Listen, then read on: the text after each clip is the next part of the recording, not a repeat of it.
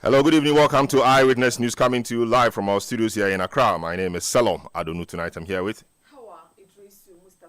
coming up over the next 90 minutes. Dr.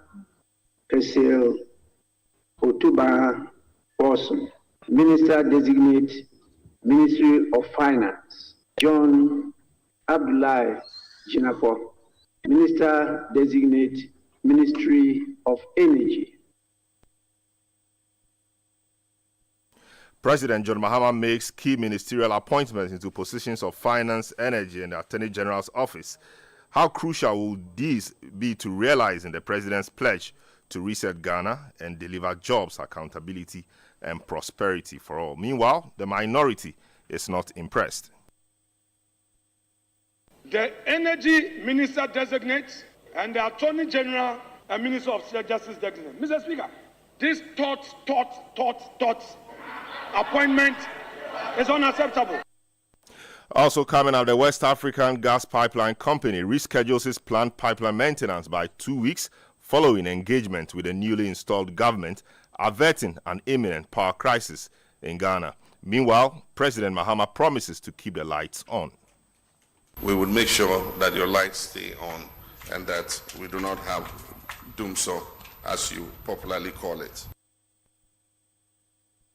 Still on Eyewitness News, NDC supporters in the Okankwe Central Constituency protest Patrick Boame swearing in as MP for the area. Stay with 97.3 Citi FM for more on this and other stories on Eyewitness News. And in business, energy sector stakeholders back calls for President Mahama to reactivate Millennium Challenge Corporation agreement to transform sector. There is more business in the next 50 minutes. Eyewitness News is live across the country on all our affiliates around the globe at citynewsroom.com. Your comments are welcome via our WhatsApp line 0549986996. You can follow me on X, formerly Twitter, at Salom Adunu. The hashtag, as always, is City Newsroom. Now we go to our very first story, where President John Mahama has submitted the first batch of ministerial nominations to the Speaker of Parliament.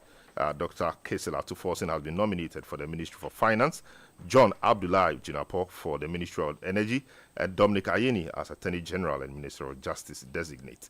The President has, however, acknowledged the challenge of appointing only 60 ministers amidst thousands of CVs submitted by hopeful candidates. He said this yesterday when he was speaking, or when he spoke at the presidential dinner in Accra. We've been joined on the line now by one of the newly nominated gentlemen in the person of John Jinapo for the Energy Ministry. Hello, good evening, sir. Welcome to Eyewitness News. Congratulations for being nominated by the President. Thank you very much. Thank you. It should be a very onerous responsibility at this time. So how are you balancing that with the excitement of the appointment? Absolutely, and you are right. One, you're excited about the appointment, but like you said, daunting challenge, very, very Herculean task ahead. First of all, let me thank Almighty and thank His Excellency President Mahama for the confidence reposed in me. I don't take this lightly at all. But I thank my constituency and all of you Ghanaians, especially you guys. We've been in this job together, and so I can only express appreciation to you. But quickly, let me acknowledge that the task ahead is daunting, it's onerous, it's challenging, but I'm confident that given the caliber of people we have in Ghana, the expertise we have, together we can resolve these challenges that confront us, especially in the energy sector. Today we had a tanker meeting, and I can tell you the challenges are quite enormous, huge debt overhang, and a lot of the IPPs are threatening to shut down. Power supply ought to be stable and reliable. Gas supplies are equally threatening. Fuel supplies are threatening. So we have a huge challenge, but we would have to handle all this. We need some more gas. There are some bottlenecks. There are some legal issues that ought to be addressed.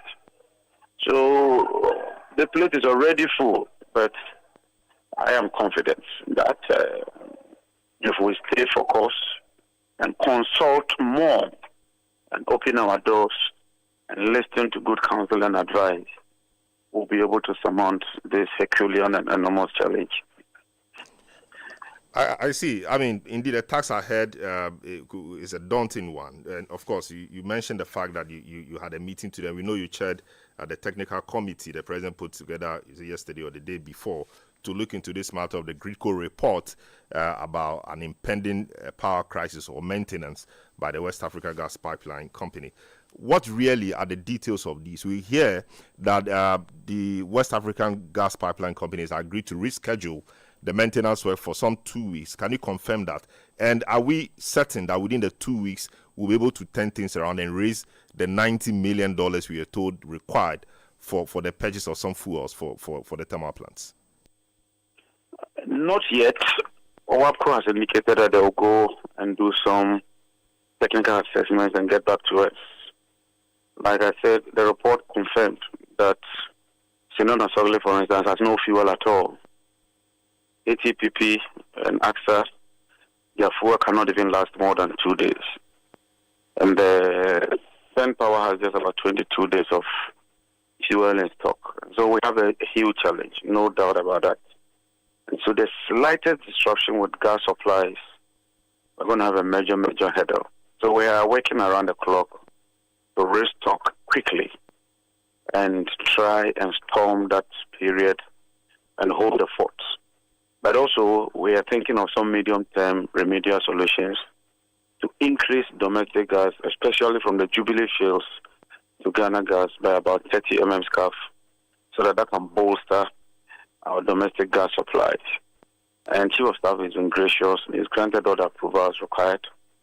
We are going through the process. And so on an emergency basis, PRA has been given the green light to proceed and secure some fuels, a strategic stock that can hold the system when we have such challenges. But we are thinking, and Honorable Atufosun is leading that process, so we can have a revolving fund. I can't give any instruction. That's why we have to rise to the Chief of Staff to support us. But we are determined to work very hard to ensure that both the power sector and the petroleum sector need some significant improvement. The meeting with the World Bank revealed that last year alone, the budgeted amount for shortfalls was 18 billion cedis. We can't continue. ECG losses is risen to 40%. Car Power has written to me and copied me that we owe them $370 million and threatening. ENI is also cautioning. Talo is cautioning. Pen Power is cautioning. Recently, you recall that Asogle shut down. Recently, they shut down because of debt that has still not been paid. And so the sector is hugely challenged. And even as I accept this onerous responsibility with humility and with some happiness, I must tell you, I'm very, very concerned and determined to work with all of you to improve the sector. I see. Speaking about, the fuel situation and all of that, you chaired the subcommittee on energy, and your colleague Atufosun also, I'm sure, chaired that of finance or was in the mix of the finance one. Didn't you pick up this in your deliberation with the outgone team? Why is it appearing that the fuel situation is like a surprise, or you've been shocked by it? We did. On the 20th of December, thereabout, there was a major meeting where WAPCO was invited, and WAPCO briefed us that they initially intended undertaking this exercise in October. But Akufo-Addo-led administration prevailed upon them to push it to January so they can build adequate stock of liquid fuel. And at the meeting, it came to light that they had not procured those parcels of fuel, and that by the time we get to the 20th of January, we'll find ourselves wanting. So the Minister of Energy assured us that he had sent a requisition to the Minister of Finance. And the Minister of Finance, who is my co-chair, also assured that he will fast-track the procurement process so that we'll have adequate supply of fuel. I mean, given the trust that we all build amongst each other, I thought that it wasn't proper at that time to cry wolf and to sound alarm bells. You only sound alarm bells when it becomes really, really eminent. But when both parties are working around the clock and the minister assures you that he's released money and even assured us that he's released 70 million to GMPC. And as co-chair, just when my tenure was ending, I did further checks and all the information I got indicated that despite the assurances, nothing had been done. I thought I needed to put it out there because I couldn't be sure that I would be a minister. And I thought as co-chair and exiting, at that moment, I needed to let Ghanaians know the state of the energy sector. And I don't regret that. I see. So it does appear that the energy sector, of course, aside from the technical issues, is essentially an issue. The problems there are essentially a matter of money. Is that not the case? I think principally is money. Principally is money. But that challenge of money emanates from inefficiencies. Because if the ECG's losses are 40%, no matter what you do, you can't find a solution. Other countries are doing just 2-4% losses. So every $100 worth of power you buy and sell, you collect only 60%. And even with that, there are so many contracts, quality assurance, IT provision, and they are deducting monies at source. And so I've told the ECG MD, and this was instructions with the Chief of Staff, he should cease all payments for supplies. And we mean it. I've told them, don't do that. And if anybody is listening and within ECG, whether the finance directorate or whatever, these are the instructions that we gave you yesterday. Please don't. And I mean don't. But there are serious ramifications and serious consequences if you flout this directive. You must build some adequate buffers in order to anchor and hold the system. All those numerous accounts will be closed. That's a fact. We can't have over 70 accounts. We cannot monitor that. So we need to reform that sector. And we will reform that sector. Talking about reforms, the president hinted at privatizing ECG because of the losses and inefficiencies you've talked about. And of course, over the years, we've known about the inefficiency of the ECG. How does that or how will that privatization look like, given that we've seen PDS in the past and on all the matters that have surrounded same? Yeah, the technical committee sent a recommendation to the Chief of Staff. We don't even want to wait till I am sworn in. We want to constitute a technical team to work with some consultants, with the World Bank, with the IMF, with AFDB, in a transparent manner. Let's first of all determine the framework on how we're going to engage the private sector, especially with the billing and collection, and possibly beyond that, so that we can set good KPIs, go through a competitive tender process, and get the best, so that we can improve the systems at ECG. My brother, the truth is that we have no alternative than to involve the private sector. Where we've gotten to, I tell you, that's the only option available. Let the private sector get involved, but we have to develop a strong monitoring and evaluation mechanism and ensure that they meet those key performance indicators. I see. I know in the past there was $190 million from the Millennium Challenge, compact program that the Americans took back. Is it possible that you can re-engage with them to have this money given to us to help us, bridge the gap at least for some time? No, we did. In November, President Mahama led us to several meetings, including a meeting with the MCC in Washington. They indicated that the Compact 2 had closed and the money had returned to chest and they've exhausted it. So after the 190, we are not going to get it. But they told us that there's a window of opportunity for further cooperation.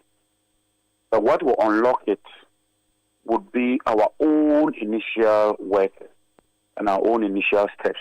So they'll be monitoring.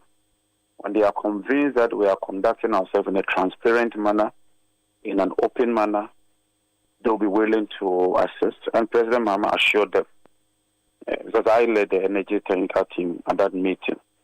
So we are clear in our mind what we intend to do. Let's do it well. Let's just do it well. Let's get it right.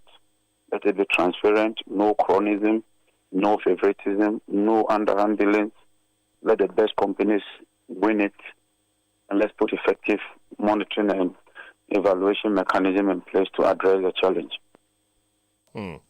Very well. Thanks so much for speaking to us. We wish you the very best in this challenging role you have just been given, and congratulations for on your nomination as well. So that's John Jinapo, a newly nominated person for the position of Minister for Energy. This nomination came today together with that of Dr. Kisel Atuforsin for the Finance Ministry and Dominic Ayeni as Attorney General and Minister for Justice. Eyewitness News on 97.3 Citi FM. Your comments are welcome via WhatsApp line 0549 986 996. This one from Aka Paul Jr. from Ahafumim says the appointments of Dr. Dominic Ayeni as Attorney General and Minister for Justice, Dr. Atuforsin as Finance Minister, and John Jinapo as Energy Minister ring a certain bell in our ears. The payment of unwarranted judgment debts to Isofoton SA and Co., authorization of importation of empty ambulances, and the nostalgic memories of Doomso, these same ministers plunge us into. I therefore implore Ghanaians to manage their expectations, because I only foresee divine intervention to turn the fortunes of this country around under them.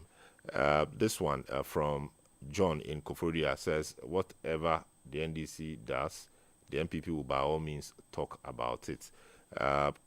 Father SK from Kenya in Kumasi says, good evening, Salam. These ministerial nominations are just a cliche, nothing new. MPP and NDC don't have anything better for the nation. Aziz Donline was says, actions they say speak louder than words. John Mahama really means business with these three key appointments. We are hoping to see Dr. Jasso, MP for Y East, heading one of the ministries. This has this dollar. Eyewitness News on 97.3 Citi FM. Dr. Patrick Isumi is an economist, and he joins us on the line for some more analysis on the appointments the president has made. Hello, good evening, sir. Welcome to Eyewitness News. Good evening, and good evening to listeners. Thanks for having me. It's a pleasure. Very key appointments made, particularly finance minister and then energy minister. I mean, energy now essentially a matter of money, especially in the power sector, and all the difficulties we are told we could be plunged into if we are unable to raise some huge amounts of money within the next 2 weeks. Also, talk to me about, Atuforsin. I mean, you've been playing in the same sector with him, the economy, etc. What does he bring to the table? Well, I think when you think about how to run a modern finance ministry and the challenges, and in particular our case, well, you need some skills and some qualifications. So it's good to have somebody who has a good grasp of public sector accounting, somebody who understands something about taxation, and obviously somebody who knows how an economy works. So I think from that score, you see that he has qualifications in all of these. He has a master's degree in economics. He has a master's degree in taxation, and I understand he has a PhD also in finance. And he's been in the public sector for a while. I think he's been a deputy finance minister before. And also he's worked a lot in the parliament finance, and I believe the budget committee. So in terms of the right experiences and qualifications, you have to say that he has them. But I think, sometimes it takes more than the right qualification and experiences to be successful in a finance ministry. You need some toughness, you need some firmness, and you need a thick skin. So I hope that he has all of those, because, your colleague ministers will be bugging you and pulling you here and there, because obviously, there are difficulties the economy faces in terms of finance. So I think in terms of the qualification, he looks great. I just hope that he has the other attributes, that will ensure that he's successful in the role. I see. His boss, who is our president, made some interesting pledges or promises on the campaign trail, key amongst them being scrapping some taxes, e-levy, betting levy or tax, emission levy, COVID tax, and all of that.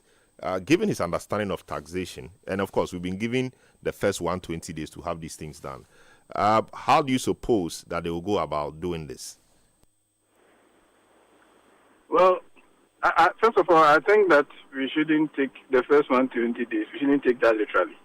I think we should take it seriously that he means to do it. But if you think about it, it will probably be the end of the first quarter before they will be able to present their budget. And it will be some days after before they will be able to pass the budget and the appropriation act and start implementing, even if they mean to do that at the earliest opportunity. But so maybe it might happen, but maybe not in 120 days precisely. But I think in terms of the specific proposals, I think they propose to remove the e-levy, the COVID levy, the betting tax. If you look at what we are projected to collect from those three in 2025, I think it will be just around 5% of the revenue. And given how much of a nuisance, in particular, the COVID levy has been, the e-levy has been, I think removing them wouldn't be too much of an issue, trying to find ways to combat them. But having said that, I personally don't think that we should be removing the betting tax. I know the young people in this country will not be very happy to hear me say that, but I think one of the problems we've had in this country is that we make taxation solely focus on revenue generation. But we forget that we use tax policy to support certain local industries and local sectors and to shape some behavior. And I think the rate at which betting is taking hold of our youth requires some action. So personally, I don't support the removal of the betting tax. But having said that, even if we decided to roll back some of the exemptions, and it was good to hear the president say they are going to rationalize the tax system, I hope that includes removing a lot of all the exemptions to businesses or to profitable entities that we haven't really done a proper cost-benefit analysis to understand what they are giving us. If we're able to roll back some of the exemptions, it will fetch us multiples of what those three taxes are fetching us. So, in terms of what else we can do to raise revenue to plug those holes, I think there are many of them. We know that there's still a lot to do. There's a lot of potential in property rates that has not been explored, that are there. Mm-hmm. And of course, because of there's so much financial leakage from our system, a lot of looseness in our system that allows illicit financial flows out of our country, and then also transfer pricing regimes that make the country lose so much revenue. So in terms of what we can do to raise way more while removing those handles, there are many options. We just hope that the government will be committed to it. And of course, these things take time. So hopefully they will take their time and do the right things and make sure that we see the fruits going forward. Thank you so much, Professor. Hear more on the appointments and the other stories we've lined up for you. Don't go away. Eyewitness News. Be there as it happens. Where the party there today? Make the holidays unforgettable. Treat your family and friends to a celebration at the African Regent Hotel. Join us daily to enjoy delightful welcome drinks, mouth-watering delicacies, and soothing melodies in a relaxed atmosphere throughout the festive season. All at unbeatable offers. Plus, take advantage of our special holiday accommodations for a complete getaway experience. Come for unforgettable performances this and every Friday at Zong inside the African Regent Hotel from 6 p.m. If you're in need of a modern equipped space for conferences, meetings, events, and parties, call or WhatsApp us on 0268-265-386 or 0302-765-180 to make your reservations today. You can also email us on res@african-regent-hotel.com. African Regent Hotel. Simply Afropolitan. It's time to reset yourself and everything.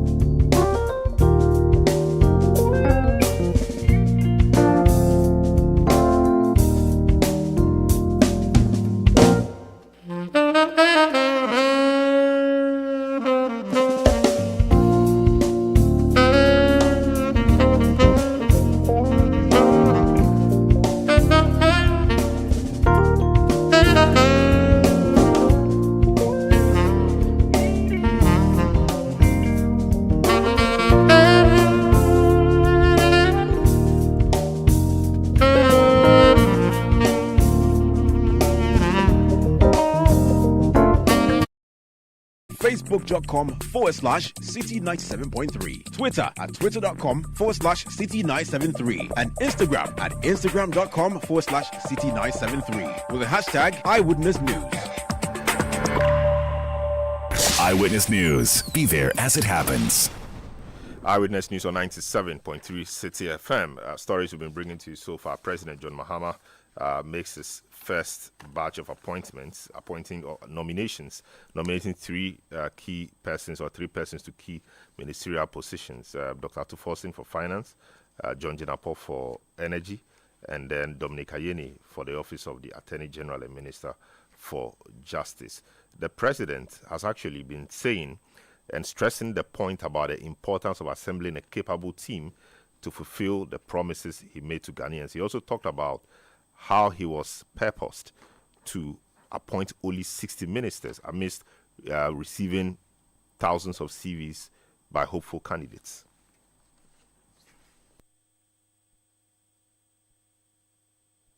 Now the difficult part. I cannot do this work alone, and so I have to select some people to join me to be able to deliver the reset that we have promised Ghanaians. And it's coming in at a time when Ghanaians expected a reduction in the size of government. And so you won't want to be in my shoes when you promise to appoint only 60 ministers and you have thousands of people sending their CVs. Definitely some people will be disappointed. But it's not only by playing a role at that level that you can contribute to the success of government. There are many other things that we can all do. And I always say that the success of this administration will guarantee us, another term, maybe under some other leader.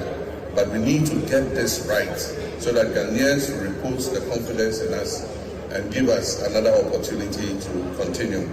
So all of us must put our shoulders to the wheel and work as hard as we can in order to achieve this. Ghanaians have taken us at our word that we're going to do things differently.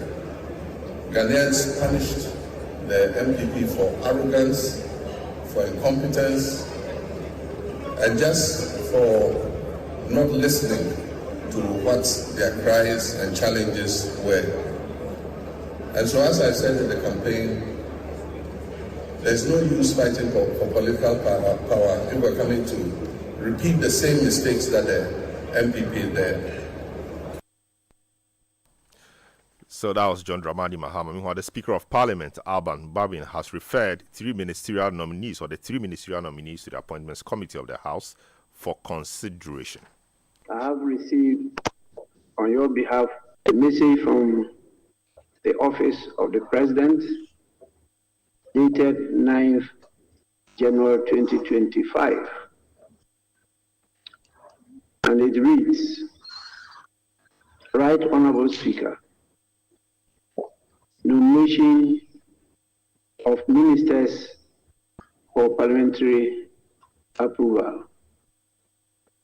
In accordance with Article 78(1) of the Constitution of the Republic of Ghana, 1992, I hereby, on behalf of His Excellency John Mahama, submit for consideration and approval of Parliament the following nominees for ministerial appointments. 1. Dr.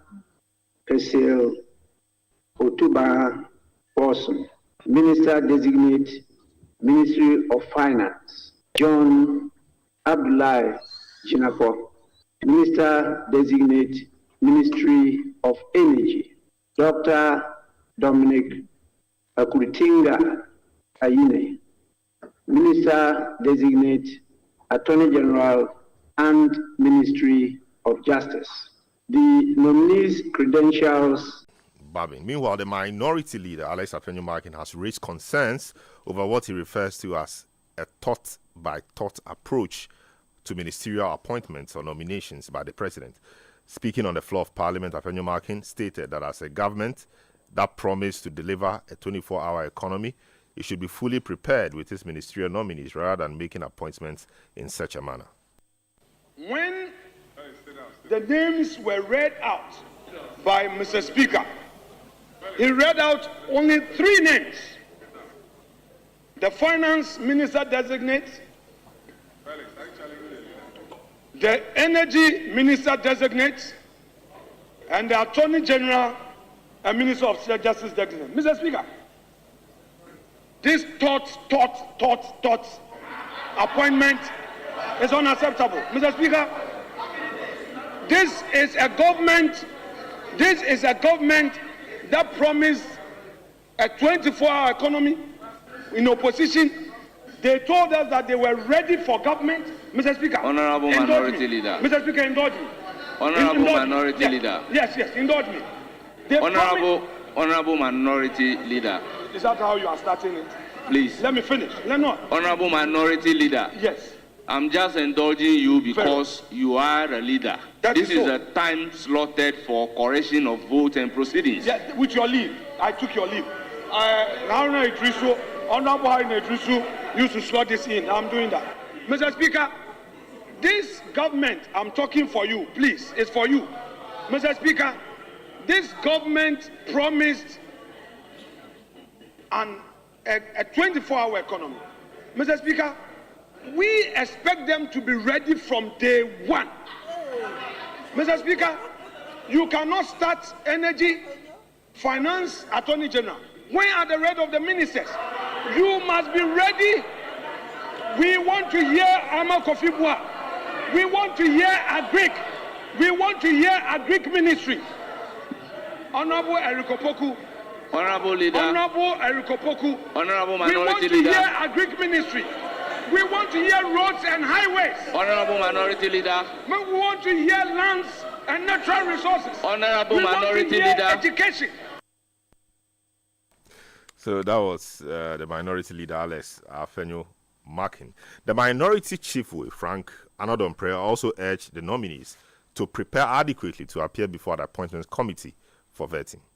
I want to commend him highly. All of us are aware of his credibility and his composure in this house and maturity shown over the years. The Honorable Majority Leader's name has come up strongly. We also commend him and the Honorable John for the Energy Ministry. Let me remind His Excellency the President that this is 3 out of 60, so we have 57 outstanding. I can only wish you well. We on the minority side will be ready for you at the Appointment Committee. We want to caution your nominees to come prepared. It's not going to be business as usual. Come prepared. I hope you will be prepared when you appear before the Appointment Committee. So you heard the Minority Chief with Frank Anodompre. Now, President John Dramani Mahama has assured Ghanaians that his administration will prioritize ensuring a reliable power supply. The president's remarks come amid heightened concerns over fuel shortages for thermal plants and delayed pipeline maintenance by the West Africa Gas Pipeline Company, which experts warn could exacerbate the energy situation if not addressed. Speaking at the 92nd Annual Convention of the Ahmadiyya Muslim Mission at Pomazi in the Central Region earlier today, the president pledged to take decisive steps to keep the light on throughout his tenure. Let me give you examples of some of the challenges we face immediately. For instance, a planned shutdown of the West African gas pipeline was supposed to take place in October last year. At the intervention of this government, it was postponed till January. This is a long delayed maintenance and has to be urgently done. But what it means is that there will be no gas available for all our generating plants in the east of Ghana, that is the Tema Enclave, because it will have curtailed the gas coming from Nigeria and the gas that comes in the reverse flow from our gas processing plants in the west. And so it means that the thermal generating plants in the Tema Enclave would have no access to gas. And normally to forestall blackouts because of the loss of almost 2,000 megawatts of power, we have to make provision for fuel. And this is light crude oil, heavy fuel oil, and distillates fuel. Unfortunately, enough provision was not made for this eventuality. When the fuel arrives, it takes time to import it, 3 weeks to place an order and get it delivered. And when it arrives, you have to treat the fuel for another week and a half to make it ready for use in the generating plants. And so there's a threat of power outages. But my brothers and sisters, don't despair. Like I said, you elected us to solve the problems, not to put the blame on anybody else or to shoulder you with those problems.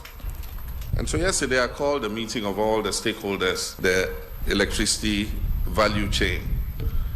And they have been sitting since yesterday to today to come out with innovative solutions so that we're able to keep the lights on. And so I can assure you, with some of the ideas they've come up with, we would make sure that your lights stay on and that we do not have doomsday, as you popularly call it. That was President John Dramani Mahama. Now let's hit the phone lines and speak to the Executive Director for the Institute for Energy Security, Nana Amosi VII, on this particular matter. Hello, good evening, sir. Welcome to Eyewitness News. Happy New Year to you. You've not spoken this year. But does it come as a surprise, really, how just upon taking office, I mean, the administration is having to deal with energy matters, the threat or the imminent power outages we may experience should our negotiations and talks with the West Africa Gas Pipeline Company not go well in terms of the rescheduling of the maintenance? Good evening, Salom, and to your listeners. Happy New Year once again. Whether it comes to us as a surprise that we are confronted with this challenge, not at all, Salom. We have already indicated to you over the last 1 year that we have a fragile power sector.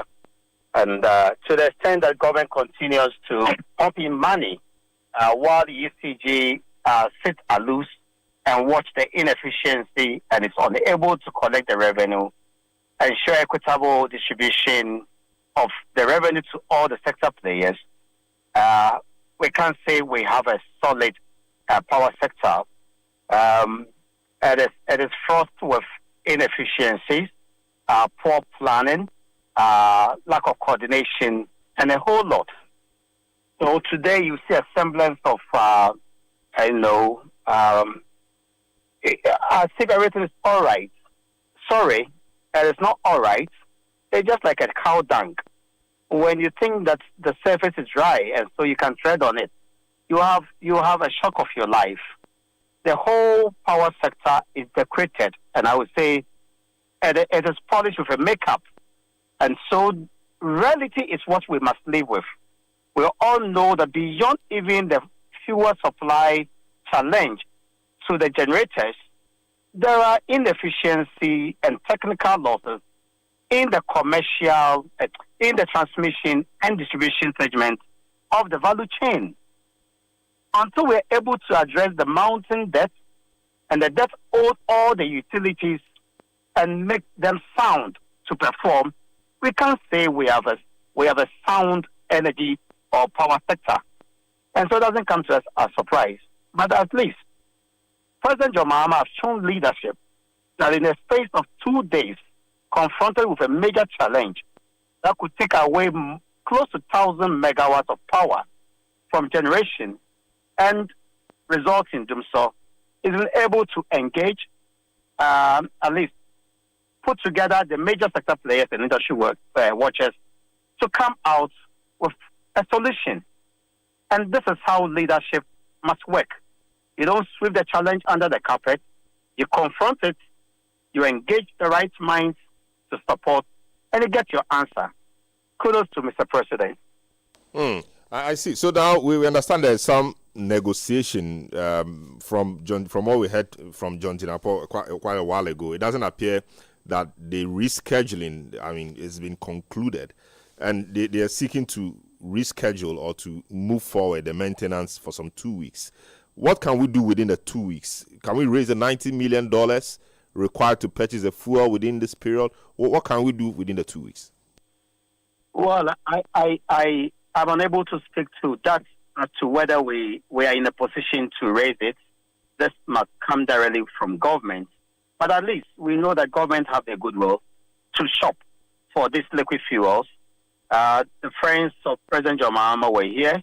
The Nigerian president, and that's the biggest producer of oil in Africa, alongside Angola.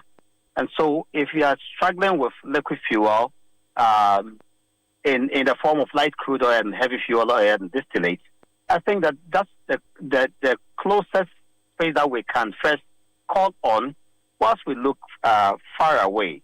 But I think that we will still have some answers. Yesterday, we did indicate that we can begin to look at even the Loma Triangle. Sometimes you have some meta vessels there, huge one, of course, that do ship-to-ship transfer for daughter vessels.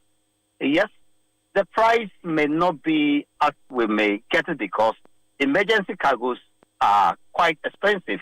And that's what we intentionally or deliberately we've been able to come up with. We must manage that. But I know that a more, less costly path to take, if WAPCO is comfortable, is to defer their program for some weeks so that we bring in the liquid fuels.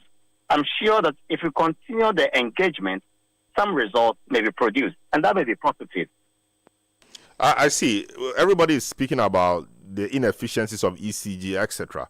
ECG also talks about the fact that its inefficiencies sometimes are due to obsolete cables, etc. We need investment into that space before we can begin to reap the benefits thereof. How should that investment be? Obviously, privatization is key, but how do we go about this so we do not encounter what we saw with the PDS? It must be transparent if we want to take the route of private sector participation, of which we support. It must be done in a transparent manner. It must be done with the intent that we are looking for value for money and performance. That's how we must approach it. We must ensure that we cross all the T's and dot the I's. Very key. We don't sit and make condition precedent, condition subsequent. And so it must be done devoid of political interference and the best intent in mind. I've already proposed. We have a debt of 2.5 billion, all the utilities, particularly the IPPs and VRA. These guys are proving that they have capacity to run power generation. Some of their partners also are in the business of transmission and distribution. We can ring-fence this 2.5 billion, convert it into an equity for them to be part of any UCG consensual agreement or arrangement. That moment, the 2.5 is gone off our book because today the power sector has become a fiscal burden on our economy. If we are able to take such models and probably stress test other models, we'll find a path. But we must be transparent, devoid of the usual political interference and greed. I see. Let's end here. Thanks so much. Nana Amoisi, the 7th Executive Director for the Institute of Energy Security. Thanks so much for speaking to us on Eyewitness News. He mentioned the fact that Ghana can turn to its neighbors, Nigeria. We saw the Nigerian president here for the inauguration of the president, John Dramani Mahama. And some excerpts from his speech perhaps could be useful. It says, your new president is a man of patriotic vision and substance. He loves his nation and people to the core. Mahama and I share a deep friendship. My dear brother, I am here to work with you. You can always count on Nigeria's support at any given time you call on me. We will work together to bring prosperity to the people of our two nation. So today I'm here not only as the President of the Federal Republic of Nigeria, but also as an African in resolute support of Ghana and her people. This moment is a source of pride and honor for Ghanaians and the entire continent and its diaspora. So perhaps if that call hasn't been made yet, I think it's time to make that call to Tinubu, President, so that he will make good his promise to be for Ghana or to stand with Ghana. Eyewitness News on 97.3 Citi FM.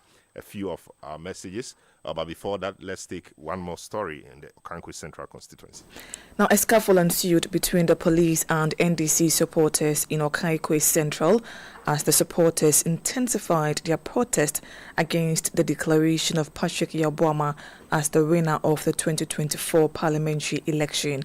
The group has, for the second time in a week, blocked some streets in the constituency, this time the Fadama Bombay stretch, to demand the redeclaration of the NDC's candidate Baba Sadiq Abdullahi as MP. On January 7, some Abakan residents in the constituency protested the declaration and swearing in of Patrick Boama as their member of parliament. They took to the streets in a fiery protest after the parliamentary seat initially declared for their candidate Baba Sadiq was declared for Patrick Boama following a recollation of votes. Eyewitness News on 97.3 Citi FM. Let's take a few of your messages before we go into business. Honorable Afenyo Markin is now coaching. He should kindly tone down. The NDC government will work harder than before. This Ghana will rise again. This from Neodik Ni Atu Kwe in Accra. This one from Prince Herring Kofodia says, good evening. President John Mahama has really shown that he is ready to reset Ghana by his appointment so far. Let us support the NDC government, led by His Excellency John Mahama, to reset Ghana and give us the Ghana we desire. You say the future is bright and pregnant. This last one, or this one, I'm taking for the last, from Mausi Ayebi I-Star in Abuja 13, the Volta region, says, Ghanaians, let's stand united in support of the president during this crucial time. With WAPCO set to carry out maintenance, we must stay resilient and patient. Together we can prevent power fluctuations and ensure that our lights stay on. Let's remain hopeful and trust in our leadership to navigate us through this challenge. Eyewitness News on 97.3 Citi FM. City Business News is up next. But before then, Howard has some more stories. The Executive Director of the Alliance for Christian Advocacy Africa, Reverend Dr. Kwabena Oponi Frimpong, has expressed worry over acts of vandalism and violence that have characterized the post-election period in the country. His remarks come in response to reports of looting and destruction at various government institutions. Speaking to Citi News, Reverend Oponi Frimpong called for thorough investigations into these incidents, warning that they threaten the nation's stable democracy and its reputation as a beacon of peace in Africa. He made this comment ahead of the release of the Alliance's report on the 2024 general elections, which forms part of its observation efforts. What the Vice President did, early acceptance of the results, shouldn't have again brought us here. Despite what excellent thing he did, we also recorded all manner of violence and destructions of properties, and some even death. And you ask yourself, what signals are we giving? That even when we have gone through the election, the results have been accepted, even when the EC is not available, ready to give results, we can still record violence. The place of violence in our electoral system and in our culture is a worrying thing that we need to revisit, because you are into election, we know the results, somebody, or we don't know the full results, but somebody has accepted that have been defeated, and yet the violent side of us will emerge. It's something we need to investigate as we move on. Executive Director of the Alliance for Christian Advocacy Africa, Reverend Dr. Kabna Opuni-Frimpong. Meanwhile, President John Dramani Mahama has announced that security personnel would be deployed to safeguard key government institutions, ensuring the protection of public offices and preventing further attacks and looting allegedly linked to individuals associated with the NDC. I know that in 2017, that is what the MPP did. After we lost that election, as soon as we handed over, they started to attack government offices, take over polling booths, take over public toilets, go to government offices and throw people out, stop people on the street and take cars from them. We must not do the same thing. Let us show Ghana that we're different. Let us show Ghana that we're different. I know that a lot of our youth sacrificed and went to great lengths to make the party win. But I know that our regional and constituency executives know who helped to achieve this victory. And what we might be doing is compiling a list of such people and what possibilities there are so that we can engage their youthful energies when things have settled. And so rather than take the law in our own hands, open fertilizer depots and take fertilizer, open warehouses and take rice and things, let us show MPP that we're different. And let us win the confidence that Ghanaians repose in us. And so I will expect that regional chairmen and constituency chairmen will call our young people to order so that we can do this thing in an organized fashion. If this continues, we cannot let law and order break down, and so we'll have to call the security services to come and protect those sensitive installations. And we don't want that to happen. And so let us on our own bring things into order so that Ghanaians can repose their confidence in us. President John Dramani Mahama, a former spokesperson for the Education Ministry, Kwesi Kwarteng, has dismissed allegations that no provisions were made for food supplies to secondary schools, noting that the ministry had already made payment for food procurement. His remarks follow calls by the Conference of Heads of Assisted Secondary Schools urging parents to provide additional provisions for their children to address feeding challenges in schools.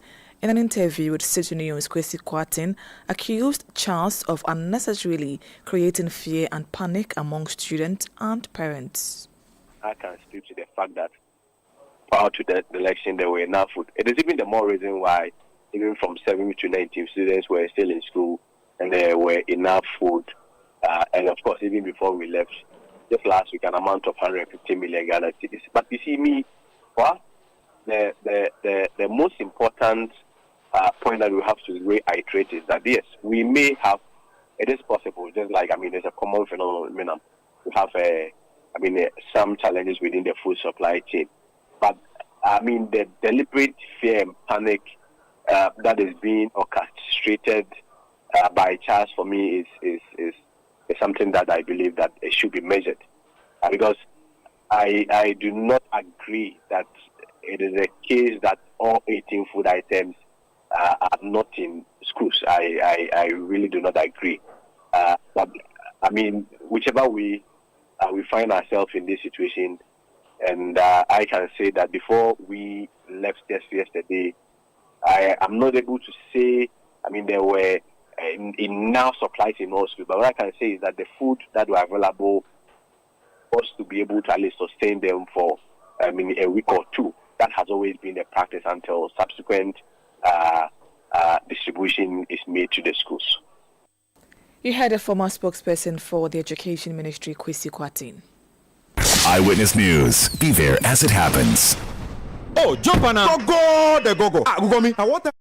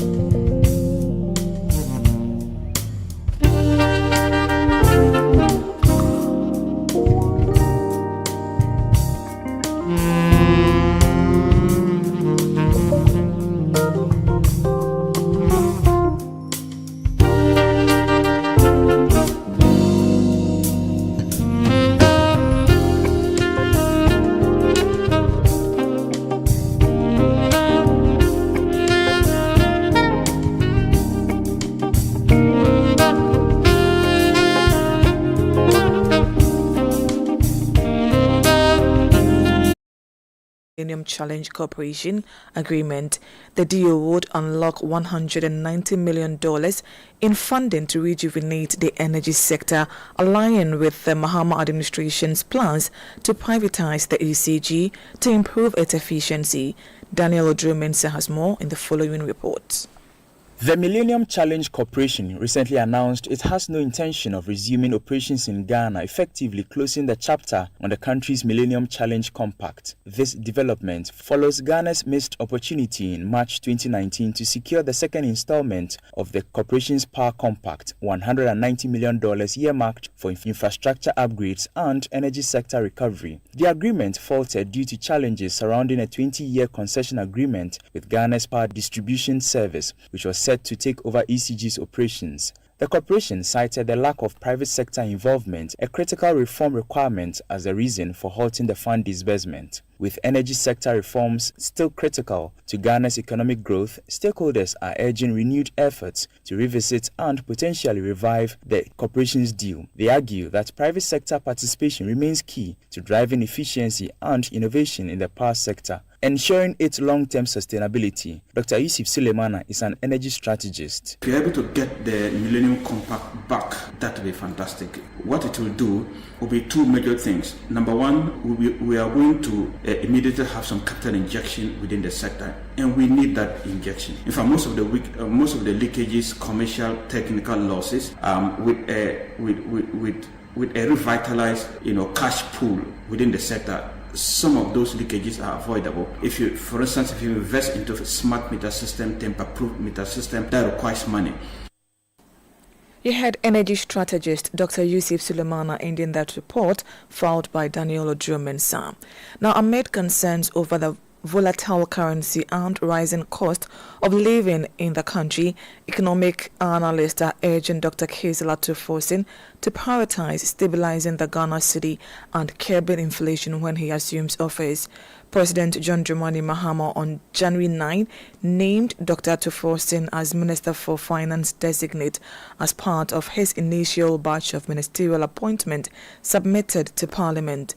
Commenting on the President's nomination, Professor Lord Mensah, lecturer at the University of Ghana Business School, said while the first few days may not be sufficient to resolve all challenges, a clear roadmap and visible effort in tackling these issues will set a strong foundation for his tenure.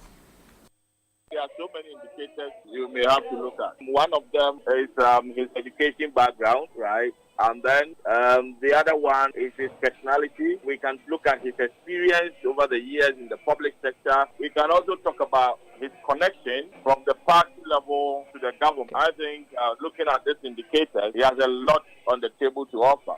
And from where I sit, the president has gotten it right. Well, the first thing is to how he can collaborate with the Monetary Policy Committee to ensure that allocation, as far as public financial resources are concerned, directed towards areas that can reduce inflation, areas that can, stabilize the foreign currency, areas that can enhance private sector participation. And the president made, a statement yesterday that the economy, the day of swearing in, that the economy is open for business. And for an economy that will be open for business, we need a stable foreign currency. We need, inflation to come down. We need interest rate structures to also come down.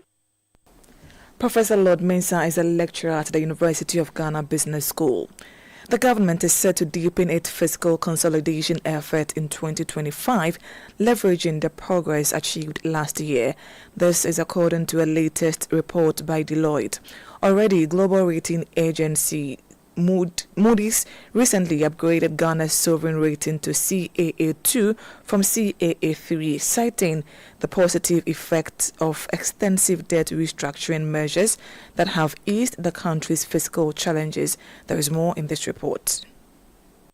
The audit firm notes that as part of its revenue mobilization agenda, the government is expected to intensify efforts by increasing existing taxes and tariffs, introducing new levies such as green tax, and reinstating road and bridge tolls. It also plans to roll out an electronic bookkeeping system and a streamlined digital platform to enhance the implementation of its revised tax framework aimed at expanding the country's tax base. These initiatives are projected to reduce Ghana's fiscal deficit as a percentage of GDP from an estimated 4.4% in 2024 to 3.9% in 2025, with a further decline to 3.6% in 2026. According to Deloitte, while the adoption of these restrictive fiscal policies to boost revenue may strengthen the country's fiscal health, experts warn that such measures could aggravate inflationary pressures. However, directing the additional revenue into capital investment could counterbalance this effect by fostering productivity and would represent a robust annual gain of 45% with a margin of plus or minus 500 basis points. The research firm anticipates broad-based growth underpinned by strong performances across key sectors such as banking, telecommunications, and fast-moving consumer goods. There is more in this report.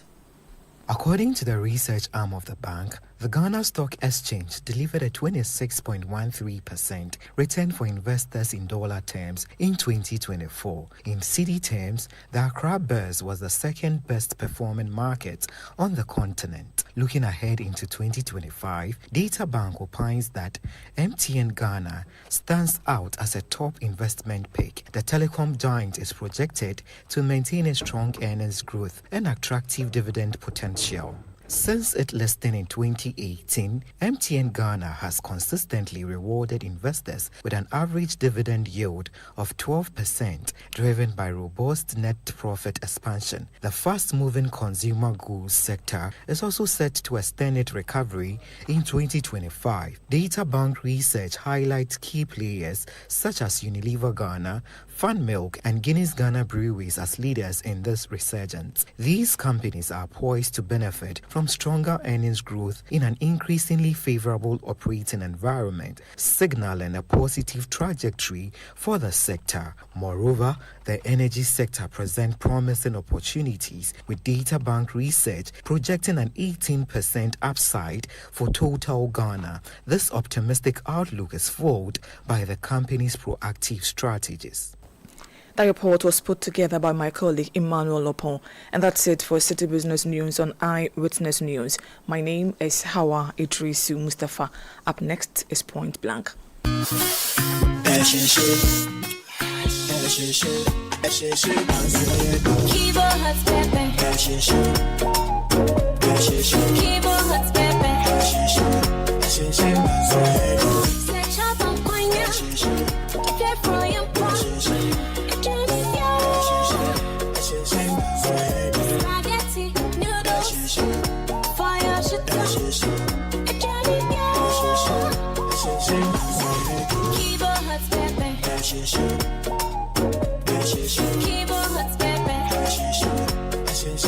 New Kivo Hot Pepper Powder. Loco show. This advert is FDA approved. Oh, jump on now. Go.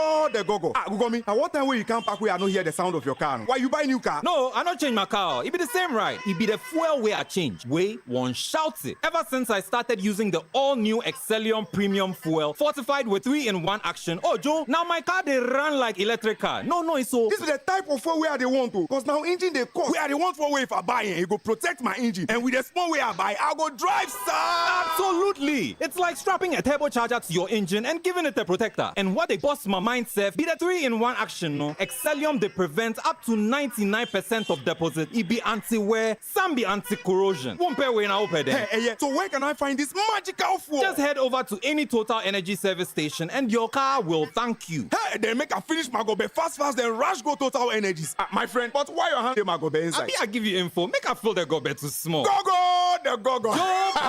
Excellium is designed to protect your car engine, decrease fuel consumption, and lower CO2 emissions. Don't say fuel, say Excellium. Choose Excellium, choose quality.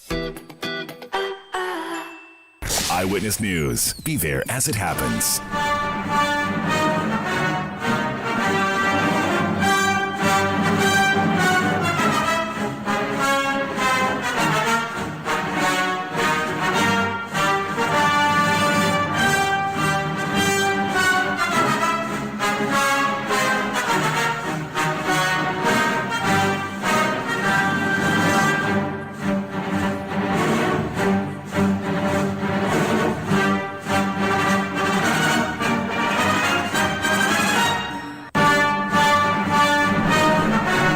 It's 18 minutes to the top of the hour.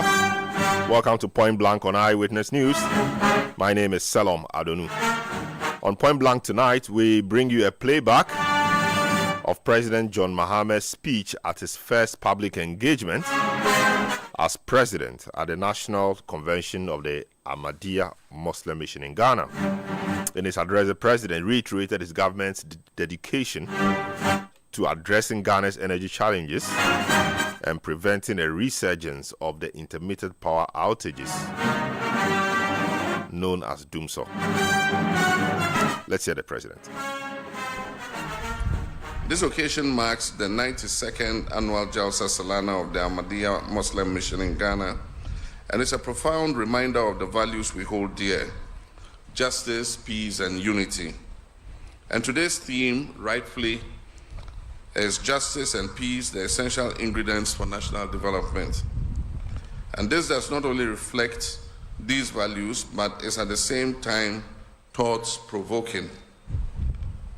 As I return to these sacred grounds of Bagi Ahmed, that is the Garden of Ahmad, and belonging, the Ahmadi community's remarkable ability to convene such large gatherings with such breathtaking harmony and discipline is an inspiring testament to the ideals of order and unity. These ideals are principles that are in short supply in our nation today. And it is important for our nation to emulate the Ahmadiyya Muslim Mission. To emulate the Ahmadiyya Muslim Mission, especially as we navigate the challenges that lie ahead of us as a country. Before I proceed, I wish to first and foremost extend my heartfelt gratitude to the Almighty Allah for the blessings He has bestowed on Ghana.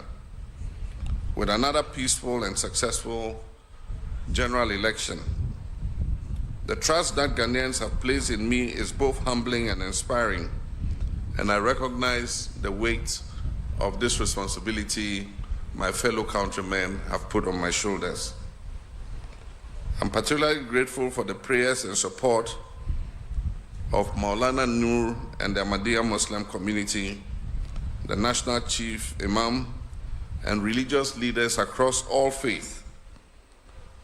Your spiritual guidance and unshakable commitment to Ghana's peace and progress have been invaluable.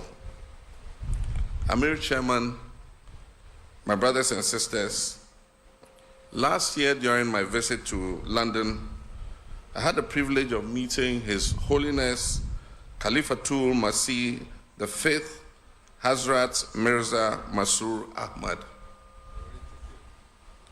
His wife's counsel and prayers were very important, and they continue to inspire me as I take on the immense responsibility of leading this nation. His sharp memory of his days in Ghana was remarkable, and his understanding of Ghanaian culture and tradition was very impressive. I came away after spending almost 3 hours with him, very impressed at his leadership of the Ahmadiyya faith. Justice and peace are the bedrock of our national aspirations. And as the Holy Quran reminds us in Surah An-Nisa, chapter 4, verse 135, we are called to uphold justice even against ourselves. This powerful mandate also underscores the necessity of impartiality and fairness in governance. Justice must always not only be done, but must be seen to be done and must be felt by all. Justice is a moral compass that must guide our every decision, every law, and every interaction in our nation.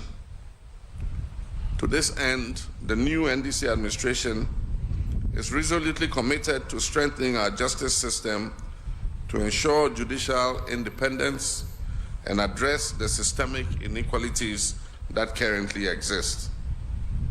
I can assure you that this administration will work tirelessly to ensure that every Ghanaian, regardless of your status or background, is treated with dignity and afforded equal protection under the law.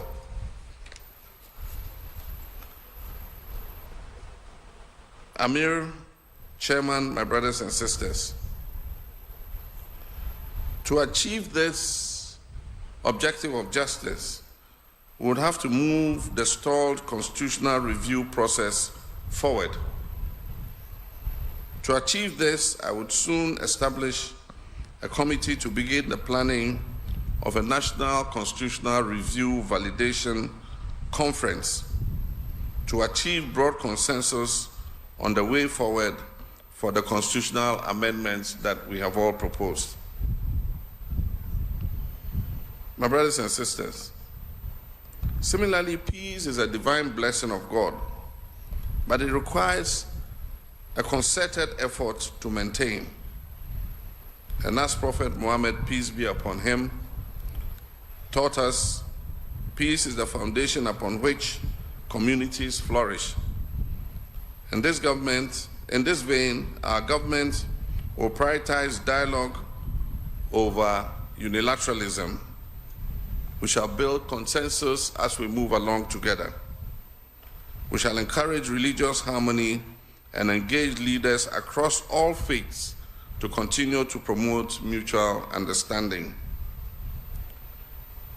The Ahmadiyya Muslim community's inspiring motto, and I quote, "Love for all and hatred for none," is a powerful example of this kind of peace and unity that we must strive to achieve as a nation.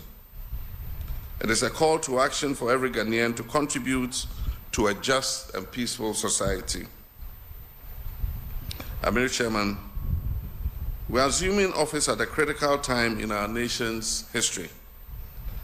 Ghana is faced with significant challenges, but that is exactly the reason why you elected us. We will transparently let you understand what those challenges are, and we will take responsibility for solving them. The Reset Agenda presents our collective commitment to restoring good governance, achieving economic stability, and creating opportunities for all. And that is exactly what we shall do. It is our blueprint for national progress and will not waver in its implementation. Let me give you examples of some of the challenges we face immediately. For instance, a planned shutdown of the West African gas pipeline was supposed to take place in October last year. At the intervention of this government, it was postponed till January.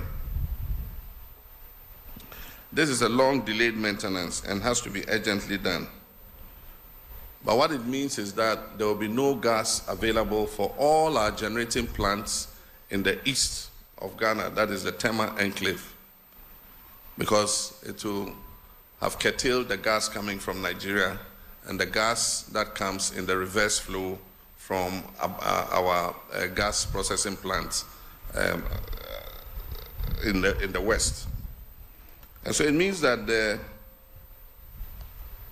thermal generating plants in the Tema Enclave would have no access to gas. And normally, to forestall blackouts because of the loss of almost 2,000 megawatts of power, we have to make provision for fuel. And this is light crude oil, heavy fuel oil, and distillate fuel. Unfortunately, enough provision was not made for this eventuality. When the fuel arrives, it takes time to import it, 3 weeks to place an order and get it delivered. And when it arrives, you have to treat the fuel for another week and a half to make it ready for use in the generating plants. And so there's a threat of power outages. But my brothers and sisters, don't despair. Like I said, you elected us to solve the problems, not to put the blame on anybody else or to shoulder you with those problems. And so yesterday I called a meeting of all the stakeholders in the electricity value chain. And they have been sitting since yesterday to today to come out with innovative solutions so that we're able to keep the lights on. And so I can assure you, with some of the ideas they've come up with, we would make sure that your lights stay on and that we do not have doomsday, as you popularly call it. Education is the cornerstone of national progress. And to this end, as promised, while strengthening basic education, we will sustain and enhance the free SHS policy so that we gain the benefits that it is intended to bestow. We will address challenges such as overcrowding to ensure quality education at all levels.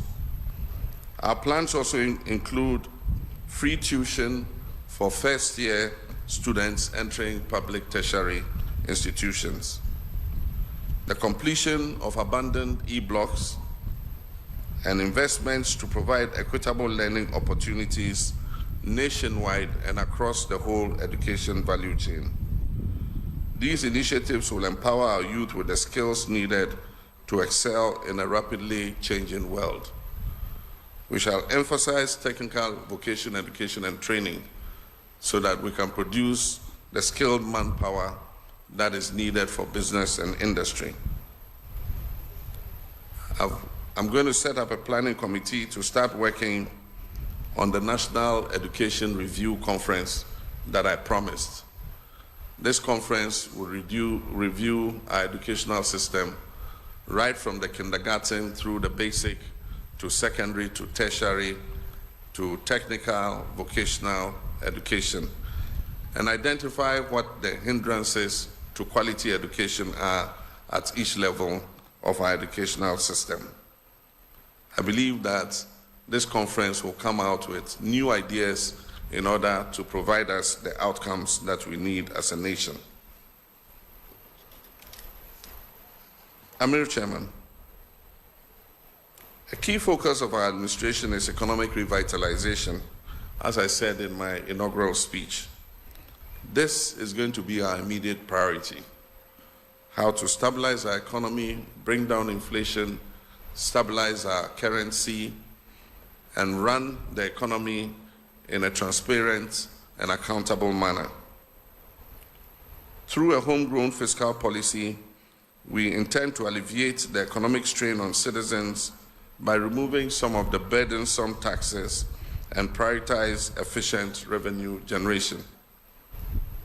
It's our intention to capture more of the informal sector into the tax net so that we can fairly share the burden and incidence of taxation. The 24-hour economy policy, inspired by and tailored on global, will play a strategic role in this endeavor. This transformative initiative will create sustainable jobs, modernize our economy, and unlock Ghana's growth potential. In addition to this, healthcare is another urgent focus of our administration. We will prioritize investments in infrastructure and human resources to ensure accessible quality medical care. We shall continue abandoned health projects and operationalize them as key steps towards expanding healthcare access nationwide. My brothers and sisters, let me at this stage commend and congratulate the women of Ghana for the historic achievement in electing for the first time a female as the Vice President of the Republic of Ghana. By this action, we have broken the first glass ceiling to allow our women to progress even to the highest offices of the land. But there still remains one ceiling, and that is a concrete ceiling. And I assure you that myself and Professor Jane Nana Opoku-Agyeman are going to work to break the concrete ceiling so that the next generation of women can follow and aspire even to the presidency of this country. Amir, Chairman, my brothers and sisters, good governance is the foundation upon which a nation's progress rests. In this light, transparency, accountability, and ethical leadership will define this administration. We shall pass a code of conduct for our office holders, and they will strictly abide by that code of conduct. We shall carry out comprehensive audits in order to establish what the situation of our state-owned enterprises and parastatals are. We shall operationalize the Operation Recover All the Loot and investigate persons we believe have engaged in misappropriation of public property and pursue them to recover such property.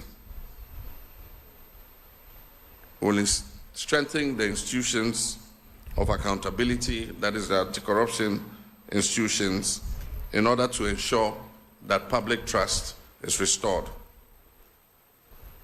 The Reset Agenda is a call to action for every Ghanaian to join in building a nation where justice, peace, and progress will flourish. It is imperative that we work together. I urge the Ahmadiyya Muslim community to continue its invaluable contribution to our education, healthcare, and social services in partnership with government. Together we can overcome obstacles and create a brighter future for all. Amir Chairman, on behalf of the people of Ghana, I express my deepest gratitude to your Muslim community for its steadfast commitment to Ghana's socio-economic development. Your schools, your hospitals, your humanitarian initiatives through humanity first exemplify what is possible when compassion is combined with action. Last year, as I stood on this ground, in my conversation with the Amir, I came to the realization that these holy grounds were formerly the well-known state-owned Pomadze Poultry Farm. And when I stood at the podium, I promised you that if God answered our heart's desire and I'm elected president, I will work with your Ahmadiyya Muslim mission to restore the Pomadze Poultry Farm back to its days of glory.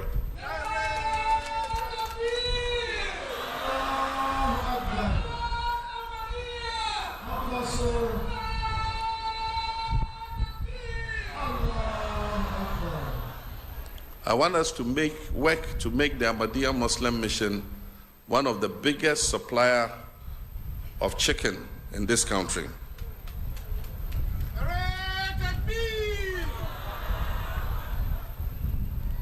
I intend to keep that promise I made, and I've already whispered to the Amir some of the steps that I have started taking. This farm will become an example and would lead the way to encourage other faith-based organizations to realize that they can go into income-generating projects both to generate funds for the missions and also to provide jobs for their congregants. It will encourage faith-based organizations to look into income-generating projects, especially in the agribusiness space. And so, Maulana Noor, you will soon be hearing from me. You'll receive some visitors who will come and start working with you on the feasibility study. And soon, I'll be your ambassador to look for the funding to be able to establish this objective that we have set ourselves. Maulana Noor, my brothers and sisters, with the support of the people of Ghana, coupled with the dedication of our administration and the blessings of the Almighty Allah, I'm confident that Ghana's brightest days are ahead of us, not behind us. Together we shall reset Ghana and build a nation whose fruits of justice, peace, and prosperity will benefit all of us. Let us come together and build the Ghana we all want. May Allah guide our efforts and bless our homeland Ghana and make her great and strong. I thank you for your kind attention.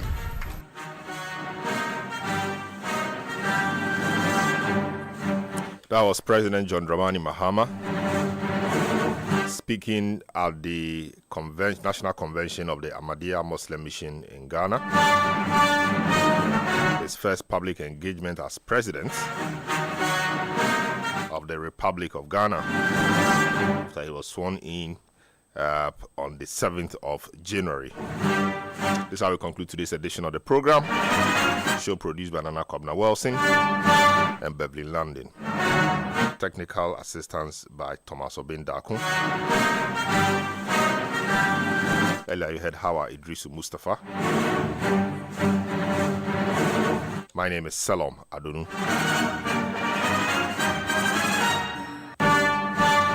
Have a good evening.